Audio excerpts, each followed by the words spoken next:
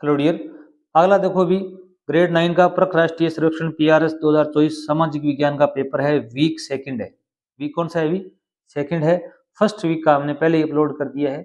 जो एग्जाम 4 दिसंबर को होने वाला है, ये प्रख राष्ट्रीय सर्वेक्षण का, वो जरूर देखें आप। उसका लिंक भी आपको डिस्क्रिप्शन में मिल जाएगा। कर्क रेखा निम्नलिखित में से किस राज्य से होकर गुजरती है? कर्क रेखा भारत के 8 राज्यों से होकर गुजरती है। गुजरात से भी गुजरती है, राजस्थान से भी गुजरती है, पश्चिम बंगाल से भी गुजरती है, उत्तर प्रदेश से नहीं गुजरती है। इसमें इसमें 1 2 3 ऑप्शन सही है। 1 2 3, 1 2 3 ऑप्शन सही है। तो ए ऑप्शन आपका बिल्कुल क्या होगा? अभी राइट होगा। अगला देखो, श्याम ने तमिलनाडु में कन्याकुमारी का दौरा किया और महसूस किया कि कन्याकुमारी में दिन लंबे होते हैं। तो कन्याकुमारी में दिन लंबे होने का क्या कारण होगा? अभी एक याद रखना, जितना भूमध्य रेखा के हम नजदीक होंगे, दिन उतने क्या होते हैं? अभी बड़े होते हैं। अगर आप चैनल पर नए हैं तो चैनल को सब्सक्राइब कर लीजिए। आपको यहाँ पर अंग्रेजी की वर्कबुक का हल भी उपलब्ध है, ग्रामर का पोर्शन भी उपलब्ध है चैनल पर। उसका लिंक भी डिस्क्रिप्शन में आपको मिलेगा। तो यहाँ पर क्या ऑप्शन सही होगा? अभी यह भूमध्य रेखा के करीब है। सही ऑप्शन बिल्कुल राइट होगा। जितना भूमध्य रेखा के नजदीक होंगे, दिन उतने ही बड़े होते हैं, क्योंकि सूर्य ज्यादा चमकता है, धूप भी ज्यादा मिलती है, वर्षा भी ज्यादा होती है। निम्नलिखित समानांतर पर्वत श्रृंखलाओं को उत्तर से दक्षिण क्रम क्रम बताना है। उत्तर में, फिर दक्षिण में, फिर दक्षिण में, इस प्रकार क्रम बताना है। इसमें क्या आएगा? अभी सबसे पहले आएगा हिमाद्री, जहाँ पर हमेशा बर्फ टिकी रहती है, हिमाद्री। फिर हिमाचल हिमालय आएगा, फिर शिवालिक पहाड़ियाँ आएंगी सबसे अंत में। तो बे ऑप्शन आपका बिल्कुल राइट होगा। मैदानों के बारे में निम्नलिखित में से कौन सा कथन सही है? मैदान अत्यधिक उपजाऊ होते हैं, इनकी जलवायु क्या होती है? अभी अनुकूल होती है। उनमें सिंचाई की कई नदियां होती हैं, जैसे अपने गंगा नदी का मैदान, यमुना नदी का मैदान, ब्रह्मपुत्र का मैदान, सिंधु का मैदान। ये चारों ऑप्शन बिल्कुल राइट हैं। द ऑप्शन आपका क्या होगा? अभी सही होगा। नेक्स्ट देखिए, भी 5 नंबर प्रश्न क्या दिया हुआ है। निम्नलिखित युग्मों पर विचार कीजिए। वुलर झील है वो जम्मू में है, बिल्कुल राइट है। डल झील है वो श्रीनगर में है। सांबर झील है वो राजस्थान में है। जो खारे पानी की चिल्का झील है वो उड़ीसा में है, आंध्र प्रदेश में नहीं है। तो आपके 1 2 3 ऑप्शन ही सही है। तो ए ऑप्शन आपका क्या होगा? अभी राइट होगा। चिल्का झील है वो उड़ीसा में, कहाँ है भाई? उड़ीसा में है। आगे देखिए, भी 6 नंबर प्रश्न देखिए। निम्नलिखित में से कौन सी राष्ट्रीय जनसंख्या नीति NPP 2000 की विशेषता नहीं है? इसमें 14 वर्ष की आयु तक के मुफ्त और अनिवार्य स्कूली शिक्षा का प्रावधान है। ये राइट बिल्कुल है। इसका उद्देश्य शिशु मृत्यु दर को 1000 जीवित जन्मों पर 30 से कम लाना, ये भी लक्ष्य है। बच्चों का सभी टीका निवारणीय रोगों के विरुद्ध सार्वभौमिक टीकाकरण प्राप्त करना, ये भी लक्ष्य है। लड़कियों की कम उम्र में शादी को बढ़ावा देना, ये नहीं है। दे ऑप्शन है। ये तो कोई कहीं पर भी नहीं होगा, याद रखना। दे ऑप्शन इसमें आपका विकल्प, इसकी विशेषता नहीं है। आगे देखिए, भी गोदावरी नदी के बारे में निम्नलिखित कथनों का विचार करें। गोदावरी नदी को दक्षिण गंगा के नाम से जाना जाता है, ये बिल्कुल राइट प्रश्न है, क्योंकि इसकी लंबाई बहुत ज़्यादा है। तो ये प्रायद्वीपीय भारत की सबसे लंबी नदी है, ये भी सही है। इसकी सहायक नदियाँ पूर्णा, गिरना है, ये सही है। इसका उद्गम स्थल है वो नासिक के पास त्रिबंकेश्वर पहाड़ियों से होता है, ये भी सही है। सारे कथन बिल्कुल राइट हैं। तो द ऑप्शन आपका क्या होगा? अभी राइट होगा इसमें। अगला प्रश्न देखो, निम्नलिखित में से कौन सा कथन सही है? जेट स्ट्रीम तेज बहने वाली पश्चिमी हवाएं, बिल्कुल राइट है। ये पश्चिम दिशा से बहती हैं।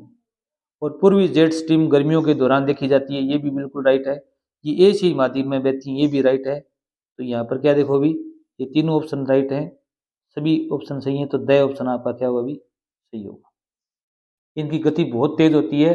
आपने कभी विमान सेवा देखी होगी, इसमें क्या है, विमान की बहुत तेज आवाज आती है। जेट विमान होते हैं वो इन्हीं के सहारे चलते हैं। अगला देखो, भी राजस्थान के थार मरुस्थल में घूमने आए लोगों का बहुत सारे अर्धचंद्राकार टीले देखने को मिलते हैं। इन अर्धचंद्राकार टीलों को क्या कहते हैं? भी इनको हम यहाँ पर बरखान कहते हैं। क्या कहते हैं? भी बरखान कहा जाता है। इनमें ऐसा कोई ऑप्शन नहीं है, तो यहाँ पर द ऑप्शन सही होगा। क्या कहते हैं? भी बरखान कहते हैं। अंत्योदय कार्ड को दिए जाते हैं, किसको दिए जाते हैं? भी गरीबों में सबसे गरीब है या गरीब रेखा से ऊपर वाले, ऊपर वालों को नहीं दिया जाता। गरीबों में से सबसे गरीब, ब ऑप्शन राइट होगा। ऐसा गरीब जो बहुत गरीब हो, तो ब ऑप्शन इसमें क्या होगा? अभी राइट होगा। यह जगह बेहद ठंडी है, यहाँ केवल काई मिलती है, लाइकेन मिलता है, बहुत छोटी झाड़ियाँ मिलती हैं। ये बहुत ही कम गर्मी के दौरान उगता है। इसे क्या कहते हैं भी? टुंड्रा वनस्पति कहते हैं। क्या कहते हैं भी? टुंड्रा। ये बर्फीले क्षेत्रों में केवल यही काई लाइकेन पाए जाते हैं। तो बे ऑप्शन सही होगा। शुष्क क्षेत्र के उद्यमों को स्वामित्व व संचालन राज्य के व्यक्तियों के समूह द्वारा किया जाता है। और उद्योगों की दी गई सूची में से किस शुष्क क्षेत्र का उद्योग कहा जाएगा? ये है मारुति उद्योग लिमिटेड। इसमें क्या है भी? शुष्क क्षेत्र का उद्योग है। ये आप सही ऑप्शन है। प्रश्न संख्या 13 देखिए भी, वायु मार्ग के बारे में कौन सा कथन सत्य है? ये परिवहन का सबसे तेज तरीका है, बिल्कुल राइट है। ये परिवहन का सबसे महंगा तरीका है, ये भी राइट है, क्योंकि परिवहन सेवा सबसे महंगी है। ये भारी सामान और लोगों को लंबी दूरी तक ले जाता है। लंबी दूरी तो यहाँ सही है, पर भारी सामान का यहाँ ऑप्शन सही नहीं है। ये हल्के सामान ज़्यादा ले जाता है, भारी सामान ये नहीं ढोता है। इसमें केवल 2 ही ऑप्शन सही हैं। ठीक है, यहाँ पर बे ऑप्शन सही होगा। अगर हल्का सामान होता तो ये तीनों ऑप्शन सही हो जाते। नेक्स्ट देखिए भी, सूडान एक ऐसा देश का उदाहरण है जिसके बाहरी प्रवास के कारण जनसंख्या में कमी का अनुभव किया गया। और प्रवास क्या क्या कारण हो सकता है अभी? सूडान एक देश है जहाँ से लोग क्या कर रहे हैं अभी? प्रवास कर रहे हैं। लगभग 10 मिलियन लोग वहाँ से प्रवास कर गए होंगे। तो यहाँ पर खराब स्वास्थ्य सुविधाएं हैं, ये भी सही है। नौकरी के अवसरों की कमी है, वहाँ पर नौकरी नहीं है। शिक्षा की कमी है। और उपयुक्त सभी ऑप्शन है यहाँ पर। द ऑप्शन आपका क्या होगा अभी? राइट होगा। सीमित पूंजी के साथ गोवा के एक विशेष गांव में खाद्य प्रसंस्करण इकाई स्थापित की जाती है। इससे उस गांव में रोजगार पैदा होता है। खाद्य प्रसंस्करण इकाई उद्योग की किस वर्गीकरण के अंतर्गत आएगा? पहले तो ये क्या आएगा? कृषि आधारित उद्योग है। और इसको किस में बोलेंगे भी? लघु उद्योग कहेंगे। क्या कहेंगे भी? लघु उद्योग कहेंगे। बे ऑप्शन आपका क्या होगा अभी? राइट होगा। राजस्थान के लोगों के लिए अक्षय ऊर्जा का सबसे अच्छा स्रोत क्या होगा?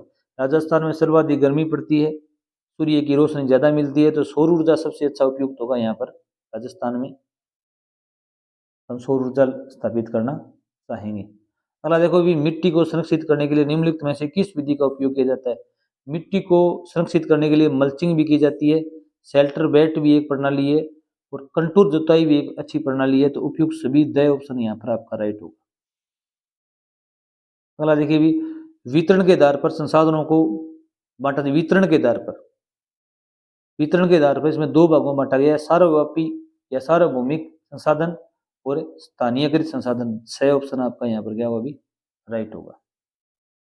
ये अलग अलग आधार पर वर्णन किया गया है।